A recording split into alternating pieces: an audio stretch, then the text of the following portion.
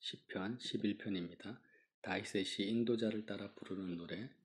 내가 여호와께 피하여 끈을 너희가 내 영혼에게 새같이 내 산으로 도망하라 함은 어찌함인가. 악인이 활을 당기고 화살을 시에 먹이며 마음이 바른 자를 어두운 데서 쏘려 하는도다. 터가 무너지면 의인이 무엇을 하랴. 여호와께서는 그의 성전에 계시고 여호와의 보좌는 하늘에 있으며 그의 눈이 인생을 통촉하시고 그의 안목이 그들을 감찰하시는도다. 여호와는 의인을 감찰하시고 악인과 폭력을 좋아하는 자를 마음에 미워하시는도다. 악인에게 그물을 던지시리니 불과 유황과 태우는 바람이 그들의 잔의 소득이 되리로다. 여호와는 의로우사 의로운 일을 좋아하시나니 정직한 자는 그의 얼굴을 배우리로다. 아멘. 우리가 말씀을 묵상하고 또 성경을 있는 그대로 이해하고 해석하고 받아들이고자 하는 목적은요, 결국에는 우리의 마음과 생각이 정말 많은 영역에 있어서 마귀에게 쏟고 있다. 세상의 가치관에 세뇌되어 있기 때문에 말씀의 묵상이 더 절실하게 필요합니다. 어제도 교만이 무엇인가, 겸손이 무엇인가에 대해서 나눴는데요. 오늘 똑같이 반복하고 있죠. 여호와는 의인을 감찰하시고, 겸손은 하나님께서 살아계신 하나님께서 나를 감찰하시고 보고 계시고 항상 하나님의 시선 앞에서 사는 것. 감찰하신다라는 것은 보는 것으로 끝나는 것이 아니라 하나님이 나를 지켜보시는 그 결과를 여호와의 손으로 행하신다는 그 믿음 안에 산다라는 거죠. 그래서 겸손한 자는 하나님을 의지할 수밖에 없고, 또 그 감찰이라는 것이 정죄와 판단과 그런 무서움의 관찰이라기보다는 하나님이 나를 보호하시고 나의 피난처와 방패가 되시기 위해서 그렇게 한시도 부모가 어린아이들의 그 행동에 눈을 떼지 않지 않습니까? 아이를 보호하기 위해서.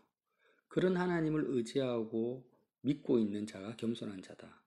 교만한 자는 하나님이 나를 보지 않는다. 하나님이 나를 지켜주지 않아도 나는 얼마든지 잘 살 수 있다. 그의 사상에는 하나님이 없다. 이게 교만이라고 했습니다. 그래서 하나님을 향한 교만과 겸손을 우리가 알지 못한다면 나는 어떤 나의 자아가, 어떤 나의 죄가 십자가에서 도말되었는지, 주님이 어떤 나와 함께, 옛 자아와 함께 십자가에서 죽으셨는지조차도 알 수가 없는 거예요. 죄를 깨닫는 것이 너무 중요하죠. 이 죄라는 것이 단지 율법적인 죄뿐만이 아니라 감추어져 있는 죄, 나의 옛 자아, 그 정체를 깨달아야 됩니다. 깨닫지 못하면 우리가 십자가에서 내가 주님과 함께 죽은 나의 자아를 가지고 살아야 되는데, 죄도 깨닫지 못하고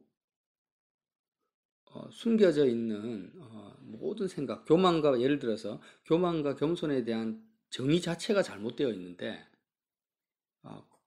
내가 생각하는 교만이 잘못된 교만이에요. 성경에서 말하는 교만이 아니에요.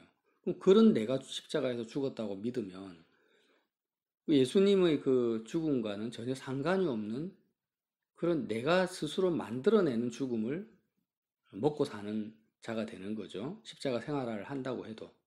그래서 사실 중요한 것은 뭐냐면, 십자가의 진리는 너무나 단순하지만 복잡한 내용이 뭐가 있습니까? 복잡한 게 있단 말이에요. 우리가 신앙이 참 복잡해요. 어떤 때는 너무 단순한데 어떤 때는 너무 복잡하단 말이에요.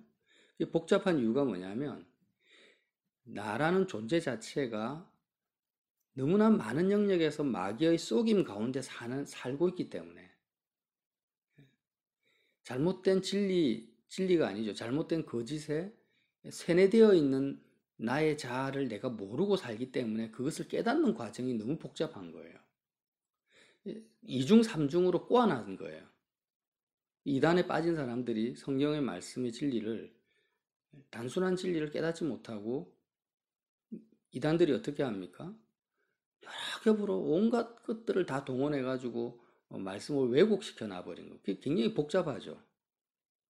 그런 과정, 이미 나는 꼭 이단에 빠진 건 아니다 할지라도 세상의 가치관과 잘못된 생각과 그 견고한 진이 내 속에 있기 때문에 사상의 진들이 세상 그런 성벽들이 있기 때문에 그것을 무너뜨리는 것이 굉장히 그 과정에서 그런 사상들을 회파시키는 것 자체가 내 사상 자체가 복잡하게 꼬여 있는 거지 성경이 복잡하다는 것이 아니에요.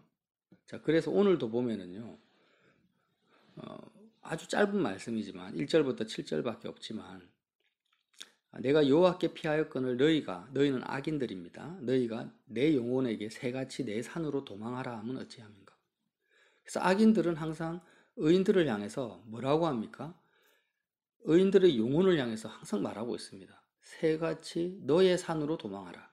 여호와의 산으로 도망가야 되는데 이미 의인은 다윗은 여호와께 피한 상태예요. 여호와를 피난처로 삼고 여호와만을 의지하고 방패로 삼아서 여호와께로 갔는데 악인은 어떻게 하냐면 새같이 너의 산은 뭐냐면 너가 너 자신을 보호하기 위해서 너 스스로를 단도리 하기 위해서 계속해서 구축해 놓은 산, 구축하려고 해야 되는 그 산으로 도망하라는 것입니다.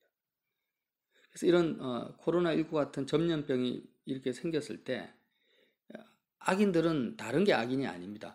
여호와께 피하라고 말하지 않고 너의 산으로 도망하라. 다시 말하면 하나님의 뜻과 왜 이런 상황을 주장하시는 하나님의 그 의도를 알지 못하고 세상 미디어에서 말하는 세상 사람들이 말하는 그런 생각 그 틀 속에 가둬버리는 것입니다. 너 산으로 도망가라는 것은. 세상 전문가들의 그런 이론 속으로 우리의 마음을 끌고 가버린다라는 거죠. 자, 많은 의미가 있겠죠. 내 산으로 도망하라는 것은. 자, 이 내용이 2절에 나옵니다. 악인이 활을 당기고 화살을 쉬에 먹이며 마음이 바른 자를 어두운 데서 쏘려 하는도다. 악인은 마귀 사단의 조종을 받는 사람들인데 어떻게 마귀가 우리에게 활을 쏘냐? 활을 당기고 화살을 쉬에 먹여서 마음이 바른 자를 어두운 데서 쏜다라는 거예요. 마귀가 우리에게 쏘는 불화살은 뭡니까? 새같이 너 산으로 도망하라는 그 가르침이 마귀의 화살이고 불화살이라는 거예요. 어두운 데서 쏜다라는 것은 자신의 정체를 감춘다라는 것입니다. 철저하게 자신의 정체는 감춥니다. 왜 감춥니까? 그것이 자신이 광명의 천사, 마치 하나님의 음성인 것처럼 참 진리인 것처럼 가장하기 위해서 자신의 정체를 감추고 어두운 데서 쏘는데 마귀가 우리에게 쏘는 그 화살의 정체를 오늘 시편 11편에서 가르쳐주고 있는 거예요.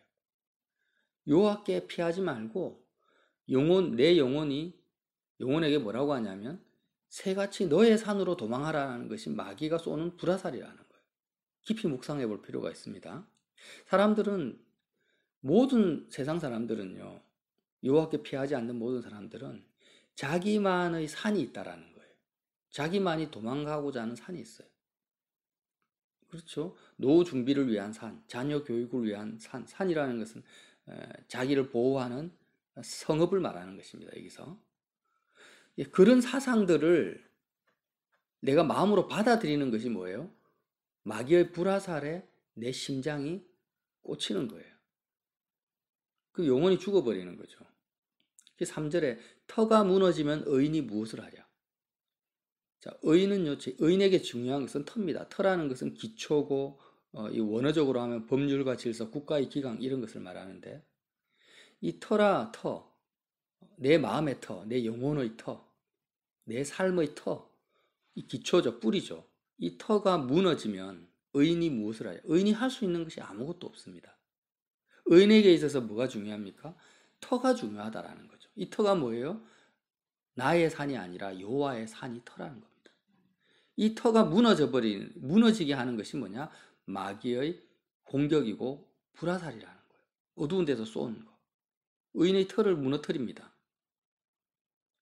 그래서 우리는 영적 공격을 받는다. 내가 지금 굉장한 미혹 속에 있다. 이것을 분별하려면 어떻게 해야 되냐면 나의 산은 과연 내가 피난하고자 하는, 내가 도망가고자 하는 산은 어떤 산인가? 그게 바로 터죠. 나의 터가 지금 무너져 있는가? 사실은 나의 터가 뭔지도 모르고 신앙생활을 하는 사람이 많단 말이에요. 저도 이전에 그렇게 살았고. 터가 뭐냐? 4절에 나옵니다.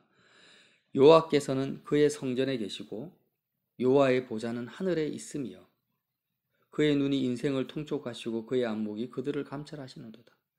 의인의 터가 무너지면 의인은 아무것도 할 수 있는 것이 없습니다. 완전 무방비 무기력해져 버리는데 의인의 터는 여호와께서는 그의 성전에 계시고 하나님의 성전이 의인의 터라는 거예요. 그리고 여호와의 보좌는 하늘에 있으며 하나님의 보좌가 있는 그 하늘이 의인의 터라는 거예요. 그래서 터가 무너졌다라는 것은 내 마음의 피난처. 그렇죠? 새같이 여호와께로 도망가야 되는데 마귀는 내 산으로 도망가라 했는데 내 마음의 피난처, 내가 지금 삶을 살고 있잖아요. 우리의 삶이 진행되고 있는데 이 삶의 기초석이 하나님의 보좌가 있는 하늘이 되지 않는 순간 의인으로 선택받았다 할지라도 그는 모든 능력과 권세를 다 잃어버린다. 마귀 공격입니다. 지금 보세요. 코로나19 사태 때문에 제가 어제 들었는데 한국 장로교 총회에서 모든 예배를 사태가 진정될 때까지 예배당 출석을 하지 말고 인터넷 예배로 돌려라고 이렇게 지시가 내려왔다고 합니다. 자, 그러면 하나님께서 왜 이런 사태를 허락하셨는가?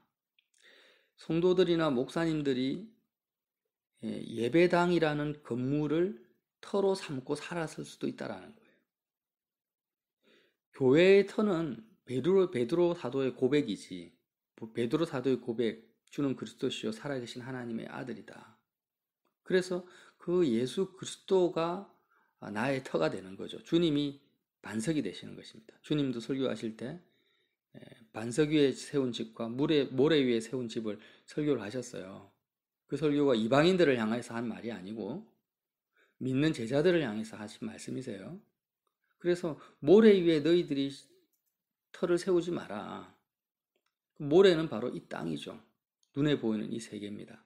그리고 반석은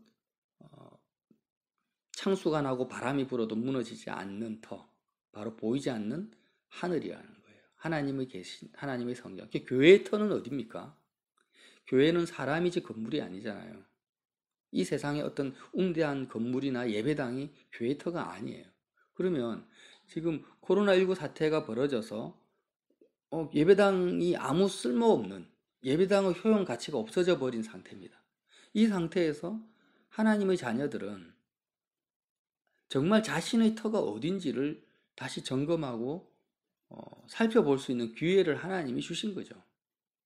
그래서 목사님들도 성도들이 교회 오지 않으면 헌금이 많이 거치지 않고 또 실제로 그걸 염려하는 분들이 많다고 제가 들었어요. 그러면 물질이 교회의 터인가? 그거 아니라는 거예요. 예배당도 아니라는 거예요. 제일 중요한 것은 성도 한 사람 한 사람의 믿음의 고백인데 성도들의 마음이 생활 속에서 어디로 도망가고 있냐라는, 어디로 피하고 있냐. 어려움과 환란이 닥칠 때 하나님께 도망가지 않고 피하지 않고 다윗처럼 세상 사람들하고 똑같은 수단과 방법을 강구하면서 살아가고 똑같이 염려하고 걱정하고 근심하며 살아가고 있다라는 거예요. 그것을 보라는 거죠. 하나님께서 아주 좋은 기회입니다. 하나님께서 한국 교회에 큰 은혜를 베푸시고자 이렇게 역사하신다고 믿어진다라는 거예요. 만약 이것을 시편 11편 말씀만이라도 내가 정말 정직하게 해석하고 읽고 묵상한다면은 이 사태조차도 하나님의 은혜 안에서 진행되고 있구나. 특히 교회를 향해서. 교회가 지금 많은 피해를 보고 있잖아요. 또 사회의 이슈가 되고 있고. 우리의 마음을 점검하라는 거죠. 하나님께서. 그래서 그의 눈이 인생을 통촉하시고 그의 안목이 그들을 감찰하신다. 이 모든 것이 하나님의 그 감찰과 안목 가운데서 일이 진행되고 있다라는 것을 다시 고백하고 있습니다. 그래서 여호와는 의인을 감찰하시고 악인과 폭력을 좋아하는 자를 마음에 미워하시는도다. 하나님은 분명히 미워하십니다. 사랑하시기 때문에 미워하신다라는 거예요. 우리가 사랑하는 것이 있다면 미워하는 것도 있어야 됩니다. 미워하는 것이 없이 사랑만 있다. 그건 거짓입니다. 무슨 말이냐면 내가 생명을 사랑한다면 생명을 짓밟고 파괴시키는 것을 미워해야 되지 않습니까? 예를 들어서 내가 깨끗한 것을 사랑한다면 더러운 것을 미워하는 것이 깨끗한 것을 사랑하는 거죠. 더러운 것도 좋고 생명을 죽이는 것도 좋으면서 생명을 사랑하고 깨끗함을 사랑한다. 이건 말이 안 되는 거예요. 그래서 성경에서 여호와께서는 분명히 악인과 폭력을 좋아하는 자를 마음에 미워하신다. 미워하신다라는 걸 우리가 받아들여야 됩니다. 무조건 사랑하시는 것이 아니에요. 악인이 뭐고 폭력이 뭐냐? 바로 의인의 털을 무너뜨리는 것이 폭력이라는 거예요. 꼭 물리적인 것을 말하는 것이 아닙니다. 악인이 뭐냐? 의인을 향해서 활을 쏘는 거죠. 내 산으로 도망가라는 이 진리, 거짓이죠. 이 신천지가 너무나 좋은 샘플로 나타난 겁니다. 신천지에게 있어서 터는요, 철저하게 이 지상 낙원이지 않습니까?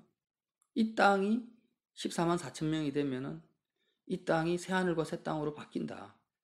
그러나 의인은 14만 4천 명이 되고 안 되고가 중요한 것이 아니라 이미 그리스도를 영접했을 때 예수님이 나의 터가 되고 이미 우리의 그 피난처는 새하늘과 새 땅이 도래하기 전에도 이미 우리는 하늘이 우리의 피난처가 된다라는 거예요.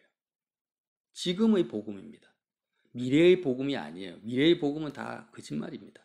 그것은 하나님의 주권 속에서 미래에도 나의 피난처가 되지만 지금 하나님이 그리스도가 나의 터가 되고 피난처가 되지 않는 복음은 전부 뭐예요?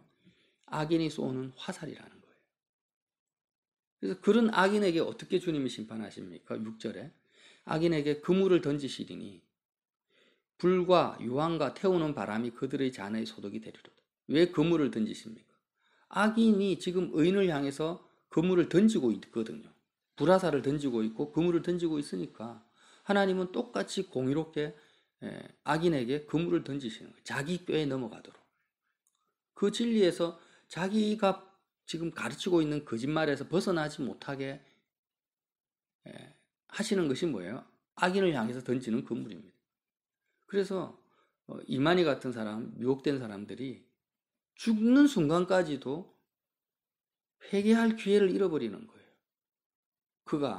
그게 바로 자신이 죽는 순간까지 회개하지 않고 죽어버리는 것이 뭡니까? 끝까지 자신이 던진 그물에 자기 스스로 매어가지고 죽는 거죠. 불과 유황과 태우는 바람이 그들의 잔의 소득이 되는 거죠. 지옥불 속에 들어간다라는 거예요. 그래서 여호와는 의로우사 의로운 일을 좋아하시나니 정직한 자는 그의 얼굴을 배우리로다. 의로운 일을 좋아하십니다. 의로운 일은 바로 의인들에게 오직 하나님만이 너의 피난처다. 하늘에 계신 하나님의 보좌가 너의 터다라고 가르치고 본을 보이는 것이 의로운 일이에요. 이런 것을 좋아하시는 겁니다. 자, 우리가 자녀들에게 부모들은 삶의 터전이 되길 원합니다. 자기 자신이 삶의 터전이 되기 원하고 어떻게 합니까? 삶의 터전을 마련해 주기 원하는데 그런데 물론 이제 부모로서의 의무를 하는 것이 중요하죠. 할 수 있으면 많은 것들을 해주면 좋습니다. 근데 더 중요한 것이 뭘까요? 내 자녀가 또 내가 아는 이웃과 형제가요. 그들이 여호와께 피할 수 있도록 여호와께로 인도하는 거예요. 정말 하늘이 그들의 영혼의 터가 되도록 내가 가르치고 본을 보이는 것입니다. 그것이 바로 의로운 일이라는 거예요. 의로운 일입니다. 만약에 이 일을 하지 않고 세상에 아주 든든한 삶만을 추구하도록 이 땅에서 그는 의로운 일이 아니고요. 악인의 일을 하고 내가 지금 악인이 되어가지고 내 자녀에게 화살을 쏘고 있다라는 거예요. 내 산으로 도망가라. 네가 앞으로 버는 수익을 의지하면서 잘 먹고 잘 살아라. 네가 좋은 직장, 든든한 직장, 사업에 성공해서 이 땅에서 부유한 삶을 누려라. 아무 염려 없이. 이런 쪽으로 이런 쪽으로만 가르치고 서포트한다면 우리는 악인이 되어서 자녀들에게 불화살을 쏘고 있는 부모라는 거죠. 또 그렇죠. 목사님들이 성도들에게 예배당 중심, 그냥 건물 중심의 사역을 가르치고 예배당에 모이지 않으면은 하나님을 만날 수 없다. 무조건 죽으나 사나 모여야 된다. 모여라는 가르침은 좋지만 각자의 삶 속에서 살아계신 하나님을 만나고 각자의 삶 속에서 마음을 하늘을 정말 나의 터로 하늘에 계신 하나님의 성전, 하나님의 보좌가 내 마음의 피난처가 될 수 있는 그 복음을 구체적으로 어떻게 그렇게 살 수 있는지를 가르치지 않고 복음을 전하지 않는다면 그것이 뭐예요? 또 다른 악인의 불화살을 성도들에게 쏘는 것이 된다는 거예요. 그래서 가르치는 자는 주님이 경고하십니다. 쉽게 가르치는 자가 되지 말라는 거예요. 왜냐? 잘못 가르쳐버리면 가장 선봉에 선 악인이 되는 거예요. 가장 강력한 마귀의 수단이 되는 것입니다. 그래서 종교가 항상 이야기하지만 하나님 자체가 나의 방패와 힘과 피난처가 돼야 되는데 다윗은 지금 그걸 말하는 거예요. 다윗은 많은 군대가 있었고 말이 있었고 병사들이 있었지만 실제로 전쟁에 돌입했을 때 또 적군이 쳐들어올 때요. 다윗의 마음에는 자신의 부하를 의지한 것도 아니고 말을 의지한 것도 아니고 군사력을 의지한 것도 아닙니다. 자신의 지혜를 의지한 것도 아니에요. 정말 보이지 않는 하나님 자체만을 의지하고 적진으로 뛰어든 것입니다. 대표적인 것이 바로 골리앗 앞에 선 거죠. 갑옷을 입지 않고요. 물맷돌 들고 골리앗 앞에 선 거예요. 정말 살아계신 하나님만을 의지한 거예요. 그래서 물론 하나님께서 나중에 충성된 군사들도 용맹한 부하들도 붙여주시죠. 그러나 궁극적으로 다윗이 의지한 것은 피난처는 하나님 자체였다라는 거예요. 아주 무모할 정도로 자살행위처럼 보일 정도로. 그런데 이런 피난처가 되지 않고요. 대부분 종교적인 신앙은 어떻습니까? 하나님이 나의 방패입니다. 피난처입니다. 내가 하나님께로 도망갑니다. 하고 막 기도하는데 결국에는 하나님을 수단 삼아서 자신의 피난처를 구축하고 만들고자 하는 것을 신앙이라고 생각하고 있는 거예요. 하나님을 수단 삼습니다. 다윗으로 말하면 이제 다윗이 잘못된 신앙을 가졌다. 이 가졌다라는 그런 비유를 들자면은 하나님 나를 도와주세요 하고 하나님 나를 불쌍히 여기셔서 군사력을 한 100명 정도만 주십시오. 말과 병거를 한 600기 정도만 나에게 주십시오. 그러면 내가 적군을 한번 용기를 내서 물리쳐 보겠습니다. 이런 식으로 기도하는 것이 뭐예요? 하나님을 수단 삼아서 나의 피난처는 100명, 1000명, 10,000명의 군사력이 나의 피난처가 되는 거예요. 하나님의 피난처가 되지 않습니다. 똑같죠. 돈을 수단 삼아서 돈을 가지고 나의 피난처를 만드는 거나 하나님을 수단 삼아서 나의 피난처와 방패, 또 다른 나의 산을 구축하는 거나 똑같다라는 거예요. 근데 그것을 단지 수단을 돈에서 하나님으로 바꾸는 것을 신앙이라고 생각한다는 거예요. 그걸 기도라고 생각하는 거예요. 절대 그게 아니라 다윗의 시편과 고백은 뭡니까? 그냥 하나님 자체, 보이지 않는 하나님, 살아계신 하나님 자체가 수단이 아니라 목적이고 하나님 자체가 나의 피난처라는 것입니다. 그런데 악인들은 단지 내 산으로 도망가라고 하나님을 수단으로 삼으라고 가르친다라는 거예요. 그래서 저와 여러분이 정말 시편 11편 말씀을 통해서 마귀의 불화살의 정체가 뭔가 오늘 다시 한번 또 묵상하게 되는 거죠. 터가 무너지면 의인이 무엇을 하랴? 아무것도 할 수 없습니다. 우리의 터를 흔들어 버립니다.